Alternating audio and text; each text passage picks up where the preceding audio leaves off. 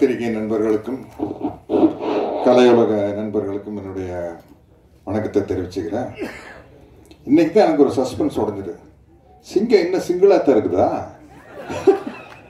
யோகி பாபு சொன்னதுக்கு அப்புறம் தான் தெரிஞ்சது. சரி, நல்ல விஷயம் தான். இப்போ இந்த படம் பெரிய வெற்றி அடைஞ்சுன்னா என்ன ஒரு ஆபத்து இருக்கு தெரியுங்களா? இந்த படம் பெரிய சக்ஸஸ் ஆச்சுன்னா எந்த படத்தினுடைய இசை வெளியீட்டு விழா நடந்தாலும் கரண்ட் ஆஃப் பண்ண சொல்லுவாங்க. சார் அது லைட் போனால் சார் படம் சக்ஸஸ் ஆகும் அப்படிங்கிற மாதிரி அப்படி ஒரு சென்டிமெண்ட்டு வந்து சேர்ந்துடும். இந்த படத்தை பற்றி பேசினா எல்லாத்த பற்றி பேசணும்னா இந்த டேபிளை திருப்பி போட்டு இங்கே பார்த்தா அங்கே பார்த்தா பேசணும். அவ்வளோ ஆர்டிஸ்ட் இருக்கிறாங்க.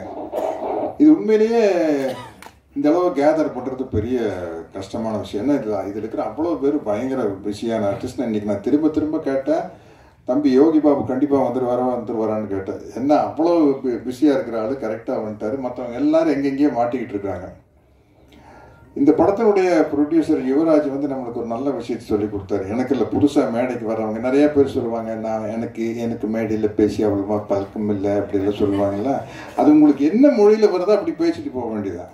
அவர் அடித்தார் பாருங்க, நான் வந்துங்க முதல் படங்க இப்படித்தானுங்க எடுத்துனுங்க, அப்புறம் படம் எடுக்கும்போது தானுங்க தெரிஞ்சுதுங்க, படம் பார்க்கறதுக்கு வேணா சுலபமாக இருக்குங்க, எடுக்கிறது வந்து பெண்டு கலந்து போங்க.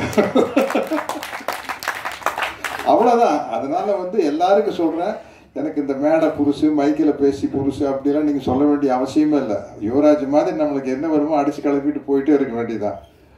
அதையே தான் நம்ம டைரக்டர் பிரதாப் பண்ணார். பெரிய விஷயம். இவ்வளோ ஆர்டிஸ்ட்டை சேர்த்து வச்சு இப்படி ஒரு படம் எடுக்கிறது.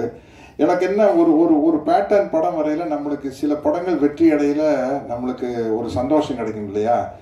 அது மாதிரி இப்போ இந்த மதகஜராஜாவும் குடும்பஸ்தனும் ஓடுறது வந்து ஒரு சரி, இப்போ ஜனங்களுக்கு ஒரே ரத்தம் கொலை அதே பார்த்து இந்த மாதிரி ஒரு குடும்ப படத்தை ஜாலியாக காமெடியாக பார்க்குறது ரொம்ப ரசிக்கிறாங்க அப்படிங்கிறது இந்த ரெண்டு படத்தின் மூலமாக நம்மளுக்கு நிரூபணம் ஆயிருக்குது. அது ரொம்ப மகிழ்ச்சியான விஷயம். அதனால் நானும் ஜெய்யும் ஒரு பெரிய வெற்றிக்காக காத்துக்கிட்டு இருக்கிறோம். 6 வருஷம் தானே ஆச்சு பார்ட்டி படம் எடுத்து. மதகஜராஜா 12 வருஷம் கழித்து கோல் போட்டுருச்சு. நாங்கள் ஃபிஜியில் அவர் வெங்கட் பிரபு டைரக்ஷனில் பார்ட்டின்னு ஒரு படம் நடித்தோம். ரொம்ப ஜாலியாக ரொம்ப என்ஜாய் பண்ணி நடித்தோம். அந்த அந்த படமும் கூடிய சீக்கிரம் வெளியானோம்.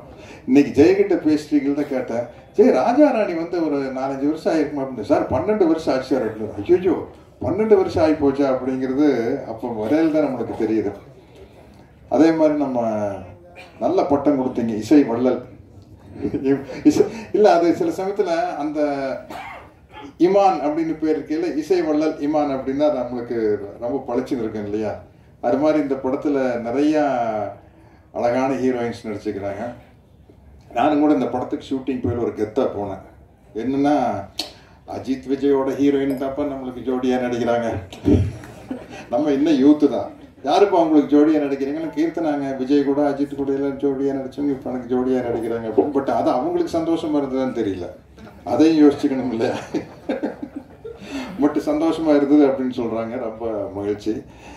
இந்த மாதிரி படங்கள் ஓடுறது வந்து ஒரு இப்போ சினிமாங்கிறது ஒரு என்டர்டெயின்மெண்ட்டு தானே. உள்ளே போனோம், ஜாலியாக சிரித்தோம் வந்தோம் அப்படிங்கிறது ரொம்ப முக்கியமான விஷயம்.